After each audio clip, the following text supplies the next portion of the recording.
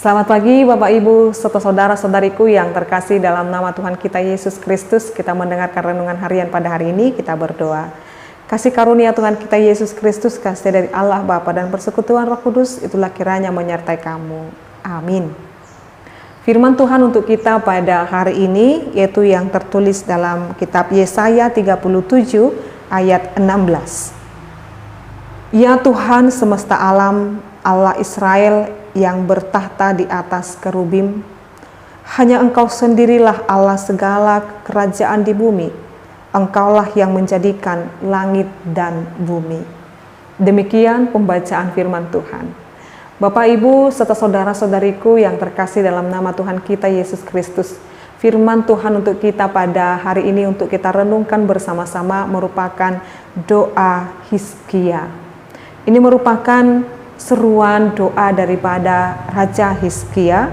Dia mulai dengan kata-kata pujian dan pengakuan iman mengenai kemuliaan dan kemahakuasaan di atas segala sesuatu. Hal inilah yang justru tidak disukai oleh orang-orang pembenci daripada Hizkia, yaitu Sanherib. Bapak Ibu, saudara-saudariku yang terkasih dalam nama Tuhan kita Yesus Kristus, dia katakan seruan dia berdoa, dia tujukan secara jelas. Jadi doa Hizkia ini, alamat daripada doa Hizkia ini jelas. Dia katakan, ya Tuhan semesta alam Allah Israel. Ya Tuhan semesta alam dalam bahasa Ibraninya adalah Yahweh Zebaot atau Adonai Zebaot. Dibandingkan dengan jikalau kita membuka nanti dalam 2 Raja-Raja 19 ayat 15, di sana hanya disebutkan ya Tuhan Allah Israel atau sebutan Yahweh Zebaot dipakai juga dalam Yesaya 1 ayat 9, artinya Tuhan bala tentara atau Lord of Hosts, khususnya menyatakan segi kuasa dan kemuliaan Tuhan di atas segala kuasa di dalam alam semesta.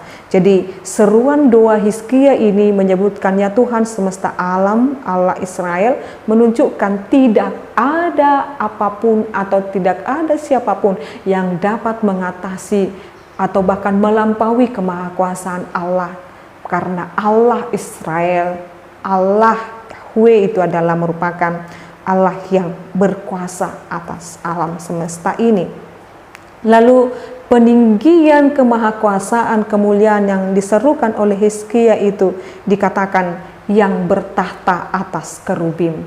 Jadi alamat daripada doa Hizkia yaitu ya Tuhan semesta alam Allah Israel, lalu dia beritahukan kemahakuasaan kemuliaan Allah itu bertahta di atas kerubim. Bapak Ibu, apa itu inang kira-kira kerubim? Para kerubim di dalam perjanjian lama dihubungkan dengan kemuliaan dan kesucian Allah Israel. Jadi kerubim dalam perjanjian lama ini dihubungkan dengan kemuliaan dan kesucian Allah Israel. Para kerubim itu ditempatkan di Taman Firdaus yang menjaga jalan untuk menuju ke pohon kehidupan. Kejadian 3 ayat 24. Jadi yang bertahta di atas kerubim maksudnya adalah bahwasanya Allah itu kemuliaan dan kemahakuasaannya di atas segala sesuatu. Jadi di dalam hal ini Bapak Ibu, hal ini juga kita jumpai juga para kerub, bisa kita jumpai bagaimana Allah berbicara dengan Musa dari antara para kerub. Ya, artinya Allah juga memakai para kerub ini sebagai pengantaranya, menyatakan kuasanya kepada pembicaranya kepada Musa. Jika kalau kita baca nanti dalam Keluaran 25 ayat 22. Jadi dia katakan lagi bahwasanya Tuhan sendiri bersemayam di atas para kerubim. Allah Israel tidak hanya berkuasa atas Israel saja, melainkan Dia adalah Allah segala kerajaan bumi. Kuasa dan kemuliaan Tuhan itu tidak bisa dibagi dengan siapapun juga. Ini pengakuan iman daripada Hizkia. Pengakuan ini bernada monoteistis dan berbeda dengan pandangan yang politeistis yang disampaikan oleh orang-orang yang menganut hal-hal yang tidak bersesuaian dengan teologi kita. Bapak Ibu saudara-saudariku, apa yang dimaksudkan daripada seruan dan doa Hizkia ini? Ini menunjukkan Bapak Ibu, Hizkia mengaku dengan imannya hanya Allah Israel yang maha kuasa. Maka ketika dia jatuh, Bapak Ibu, ini pengalaman Hizkia, ketika dia jatuh ke dalam dosa, yaitu dia jatuh di dalam kesombongan dengan memamerkan apa yang boleh dia punyai di istananya kepada bangsa luar Israel, dia dikatakan Tuhan itu berdosa. Lalu ketika Tuhan mengatakan kepada dia umurnya sudah sangat singkat sekali, lalu dia memohon dengan sangat kepada Tuhan. Lalu dengan kemurahan Tuhan dan kemahakuasaannya, dia menambahkan umur daripada Hizkia.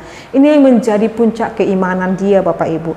Lalu dia katakan, puncak dari pengakuan kemahakuasaan dia atas kekuasaan dan kemuliaan Allah itu, dia katakan, yang menjadikan langit dan bumi, yang disebut sebagai Al-Khaliq. Ayat 16 ini Bapak Ibu, betapa kecilnya Raja Asyur itu di hadapan Tuhan Al-Khaliq itu. Artinya siapapun musuh, siapapun yang boleh memerangi, siapapun yang boleh membenci kita, atau sebesar apapun masalah kita saat ini Bapak Ibu, ketika kita bertemu dengan masalah, kita bertemu dengan pergumulan, kita merasa itu sangat berat, sangat besar, seolah-olah kita tidak dapat menyelesaikannya.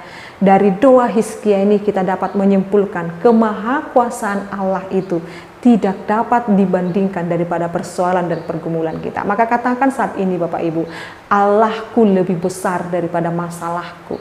Ini yang membuat kita kuat. Ini yang membuat kita semangat menjalani kehidupan ini.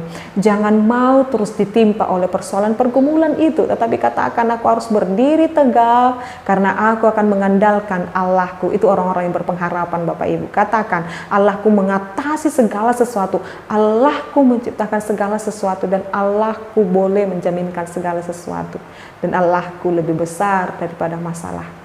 Dengan pengenalan kita yang baik kepada Tuhan Bapak Ibu, itu menunjukkan kita akan menjalani hidup ini terus bergantung kepada Dia.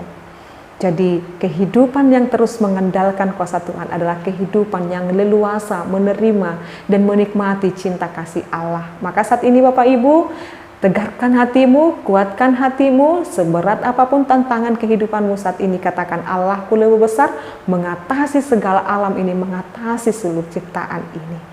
Amin, kita berdoa. Terima kasih Tuhan, Engkau meneguhkan hati kami di dalam doa Hizkia yang mengagungkan atas kemuliaan dan kemahakuasaan-Mu. Demikianlah kami Tuhan, manusia yang penuh dengan kelemahan, penuh dengan pergumulan ini.